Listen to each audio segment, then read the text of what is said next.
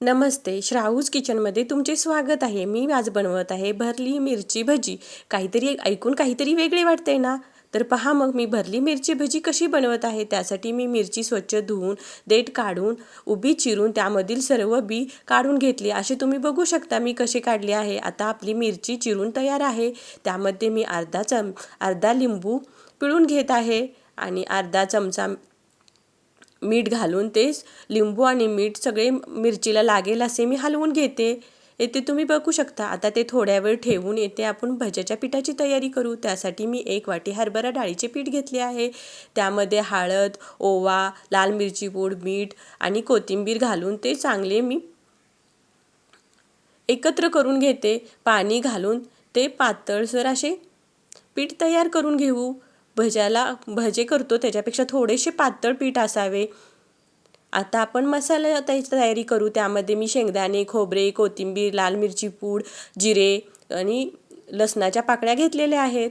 ते आपण बारीक करून घेऊ. येथे आपण मसाला बारीक करून घेतलेला आहे. त्या मसाल्यामध्ये मी थोडेसे लिंबू पिळून घेते आणि कोथिंबीर घालून मसाला चांगला एकत्र करून घेते. येथे तुम्ही बघू शकता.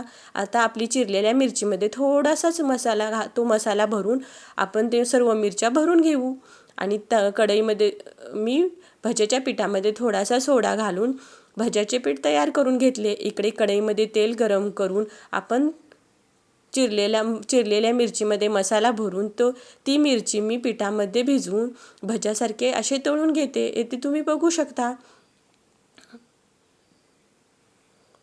अशा सर्व मिरची भजी आपण तळून घेऊ. मिरची भजीपेक्षा मसाला घालून केलेली मसाला मिरची भजी खायलाही खूप छान लागतात. असे हे सर्व मिरची भजी आपण करून घेऊ. ते लालसर होईपर्यंत दोन्ही बाजूनी चांगले भाजून घेऊ. येथे तुम्ही बघू शकता भज्याला कसा रंग आलेला आहे तो. असे सर्व भजी आपण करून घेऊ आणि दोन्ही बाजूनी छान असे लालसर तळून घेऊ.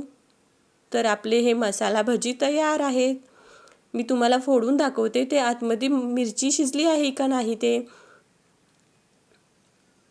तर तुम्ही बघू शकता येते आपली मिरची छान अशी शिजली आहे. असा थोडासाच मसाला त्यामध्ये खूप छान लागतो. तर तुम्ही हे मिरची भजी नक्की करून बघा आणि मला सांगा तुमचे मिरची भजी कशी झाले होते ते.